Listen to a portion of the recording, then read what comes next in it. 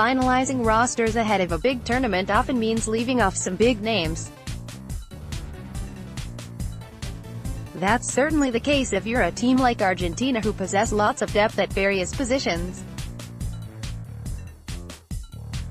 The right combination of players will determine whether or not this team can lift their first World Cup since 1986 in Russia in July. While manager Jorge Sampaoli has tried to wean his side off their dependence on Lionel Messi, his final 23-player roster sends mixed signals in this regard.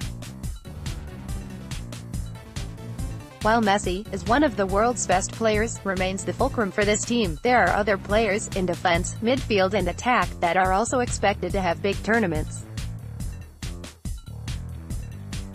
Optimism is high as Sampaoli's team features a blend of youth and experience that can go far, although this does, on paper, look like a weaker roster than those selected by defending champions Germany and contenders such as Brazil and Spain. Sampaoli made it clear his selection was based on the tactics he thinks are best suited for the tournament ahead of him. "We understand that these players have characteristics that will suit us," Sampaoli told reporters in Buenos Aires on Monday. "With some time and the desire to play, this will be further enhanced. I have a lot of hope and, every time I see them train, a dream grows." As is the case with nations considered World Cup contenders, the names of players who don't make the cut make more news than the ones that do. The biggest omission included Inter Milan striker Mauro Icardi, who had a great season in Serie A. Boca Juniors forward Carlos Tevez, who last played for his country in 2015, was also not selected. There was always talk about those same players that would go, and they have been included.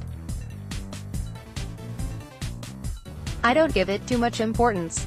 I will watch the World Cup on TV with my feet in the sand," Tevez told Argentine channel TYC Sports. "When I came back to Boca Juniors, I had the hope of being in the national team, but now the last game of the season can't come soon enough for me as I need to rest. I'm not there, my body doesn't respond and it's in pain." Here are 3 takeaways to ponder as the team prepare for Russia in their first game on June 16 against Iceland.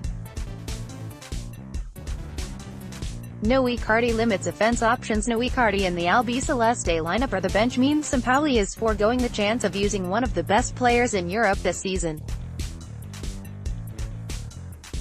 Icardi not only helped Inter Milan to a 4th-place finish in Serie A and a spot in next season's Champions League qualifying round, but finished as the league's joint top scorer, with Lazio's Ciro Immobile, on 29 goals. Instead, Sampaoli went with Lionel Messi, Paulo Dybala, Sergio Aguero and Gonzalo Higuain. Only 2 of these players, Aguero and Higuain, are pure strikers. Dybala works well as a playmaker and a substitute should Messi be injured at any stage of the tournament. Aguero is a powerful forward, more on him later, and deserves inclusion.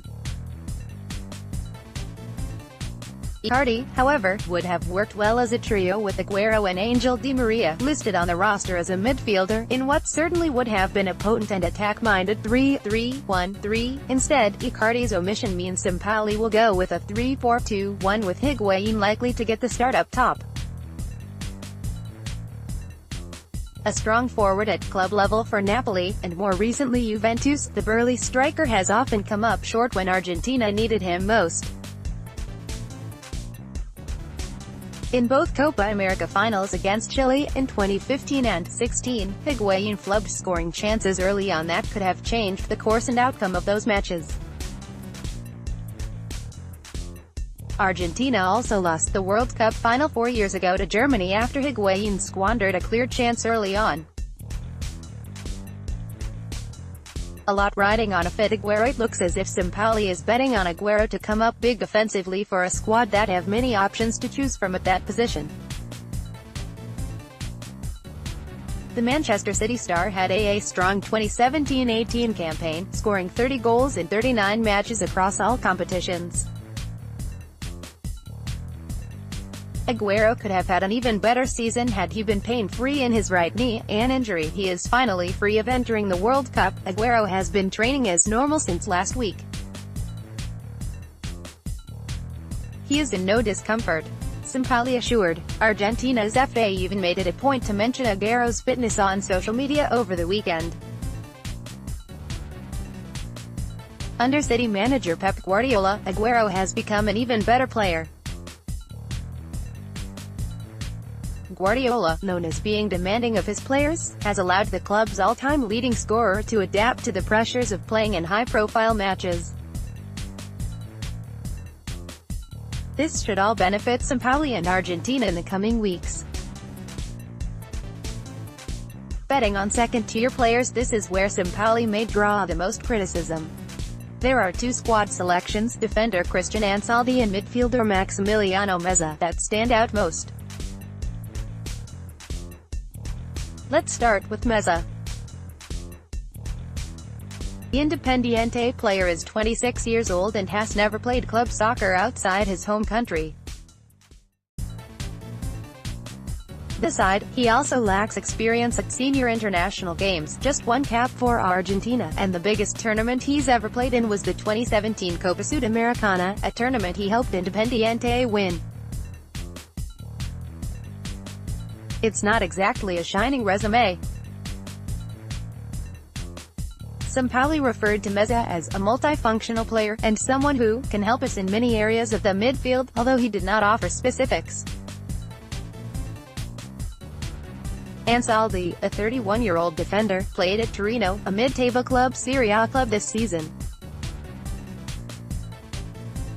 On loan from Inter Milan, Ansaldi, who has only 5 caps for Argentina, can play as a wing-back, but has had a journeyman, playing for 7 different clubs over the past 13 years. The only positive is that he has had some experience in Russia after playing a decade ago with both Rubin Kazan and Zenit St. Petersburg. Sampaoli made a point of saying he chose a player like Ansaldi because of the defender's ability to play on both the left and right flanks, an indication he has yet to decide who will start in the back line.